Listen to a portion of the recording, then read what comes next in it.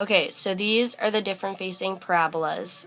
Right here we have an upward facing parabola. Right here we have a right facing parabola, a downward facing parabola, and a left facing parabola. And how we can always tell that if they're going to be up and down or if they're going to be right or left facing. If they're up and down, the equation will always be y equals right here and here. Whereas if they're facing left or right, the equation will start with x equals. So that's just an easy way to remember if it's going to be facing up or down. Now with these equations, I wrote out this one on a separate sheet of paper so I can show you the focus point and the directrix and how we solve for that. So right here, first of all, we were given the vertex, which is at 0, 0, and vertex always is h comma k. So h would be the x value and k would be the y value. But we only use the vertex when we're using the longer equation, or if the vertex isn't equal to 0, 0 and it's say equal to -1, 3, then we would use those points in for the vertex and we would have to use this longer equation right here. But since the vertex is 0, 0, we can only use this short equation, which makes it a lot easier. So to find the focus, so we were given the focus, imagine that we were given the focus point, and the focus point is 2 up from the vertex, so the focus point would be 0, 2, and that's the x value and that's the y value. Now given the focus point and the vertex, we can find the directrix, and the directrix is a line that is always going to be on the other side of the maximum or the minimum. So right here, this is a minimum, because that's the lowest point of this parabola. And just imagine that this parabola is an arrow pointing to the directrix, because the directrix will always be on this side of the parabola. Now, this directrix is going to be the same distance from the vertex as the focus point is. So if we went up 2 for the focus point, we're going to go down 2 for the directrix and get a directrix of y equals -2. And this is an upward facing parabola. An electronics store sells 70 digital cameras per month at a price of $320 each. For each $20 decrease in price, about 5 more cameras per month are sold. How much should the store charge per camera to maximize monthly revenue? So the current revenue would be price, which is dollars per camera, times sales, which is cameras.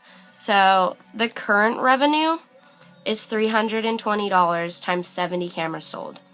So the current revenue would be $22,400. So to find the maximum revenue equation, it would be $320, which we can automatically plug in right here.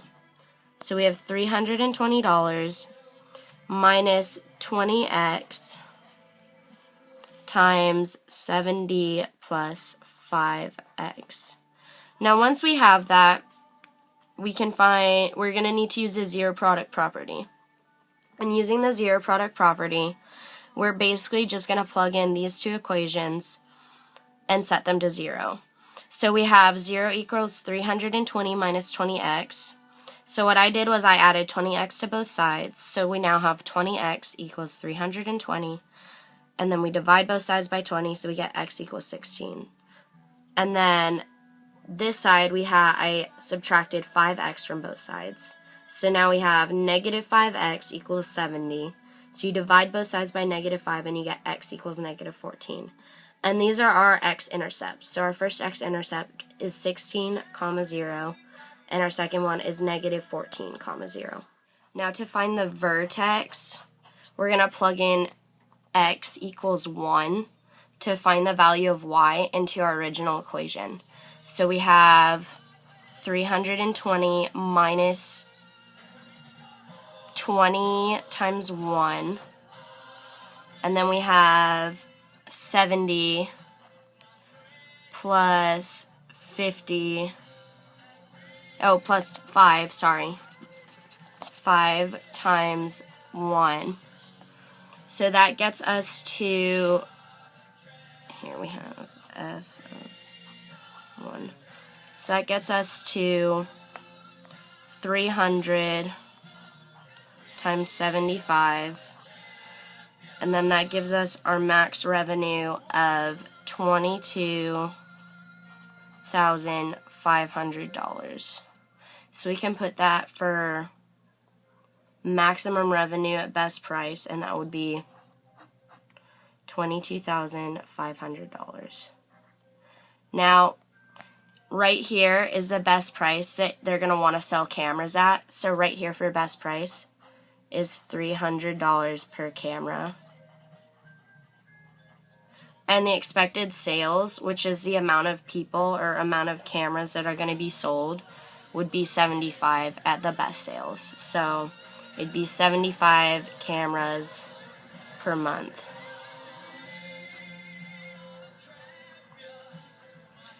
Now, if we go to the back, because you will probably be asked to graph this equation, so we'll graph it right now. And when you graph it, you're going to need to graph the vertex. So for our vertex, we have 1, 22,500. So our vertex is going to be right at this point right here. And then after plotting your vertex, we're going to want to plot our x-intercepts so that we know which way our parabola is facing. So our x-vertexes are at negative 14,0 and 16,0.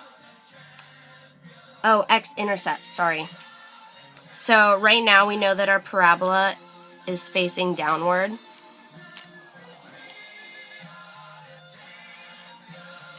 And the next thing we're going to want to find is the axis of symmetry. And to find the axis of symmetry, you can either, how I do it, because this is the easy way, it's where it splits the parabola in half. So right here, that's at the vertex. So it splits the parabola in half at 1. So axis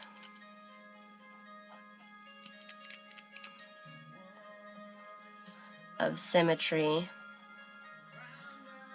is x equals 1, because that's where it intercepts the x-axis, is at 1. But an equation to find the axis of symmetry is you would add both of the x-intercepts, so we have negative 14 plus 16, and then you would divide it by 2, so that would end up equaling 1, so that you know exactly where your axis of symmetry is. So for this quadratic regression problem, we're going to have to write a function, which is a quadratic regression, that models the data, and we're going to have to find the optimal driving speed per gallon of gas. So a quadratic regression equation is y equals ax squared plus bx plus c. So we're going to have to find the value of a, b, and c so we can get the correct function for this quadratic regression. And then we also need to find the vertex. So using your graphing calculator, first you're going to want to turn it on. And step 1, you're going to hit stat, and then you're going to hit enter. And what's going to come up is L1 and L2, and you're going to want to plug in your data. For miles per hour, which is X, you're going to plug in these numbers for L1. And then miles per gallon, which is Y, you're going to plug in those numbers for L2. Now once you've done that, you're going to hit Y equals, and you're going to go up to plot 1 and make sure that there's this black box around it. And if it's not, hit enter. So you can select plot 1 to turn on your graph. So now we can go to graph, and your graph should be blank. So then you go to stat, and then you hit the right arrow once to calc, and then you slide down to 5, which is quad reg, for the quadratic regression. And then you're going to hit enter. Now it didn't give me the values of my quad reg, so what you're going to have to do is you're going to have to scroll down to calculate and hit enter again. Now this will give you what your A, your B, and your C equals, which is super easy and super cool. So our A equals negative 0.014, and our B equals our B equals 1.366, and our C equals negative 7.144. So now that we have this, we write them down. Make sure you write them here, and then and then we put these into the equation, and that is the answer for our function for our quadreg. So we have y equals negative 0.014 x squared plus, I'm going to need more room, so I'm going to write this down over here. So we have y equals negative 0.014 x squared plus 1.366x plus, that'd be minus because it's a negative, minus 7.144. And that is the answer to our quadreg. That's our answer to our quadratic regression function. So now we have to find the vertex. So finding the vertex, we're going to have to we'll put this equation in y equals. So you're going to click y equals on your graphing calculator. And we're going to plug in the equation in y1. So y1 is right here. So we have y1 equals negative 0.014 x squared plus 1.366 x minus 7.144. So once we have that, we can hit graph. Why isn't it coming up? Hold on. And if your graph isn't coming up, you're going to want to check your zoom. So zoom, I'm going to need to change that to, let's go min 10, max, let's go max 80. And then for y min, you're going to clear that, and you're going to want, I'm going to do the same, 10, and let's go 40. So now we can hit graph again. And your graph should look something like that. It'll be a parabola no matter what. So just because I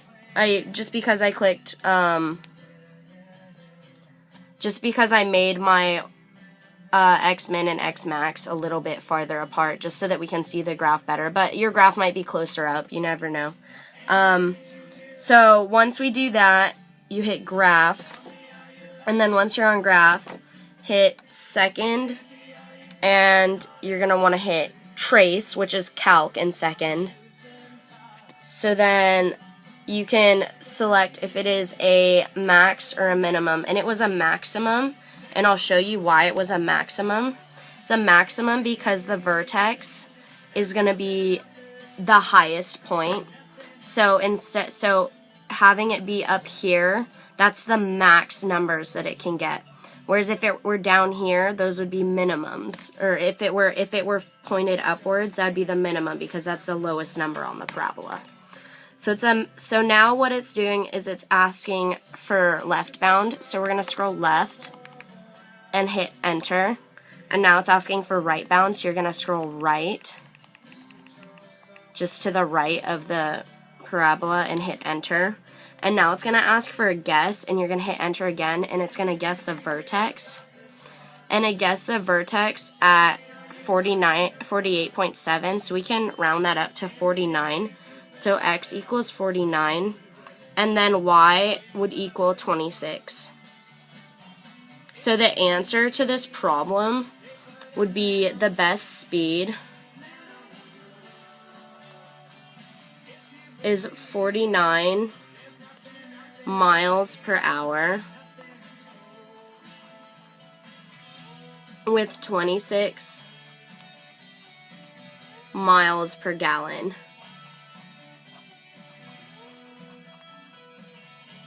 And that is the final answer.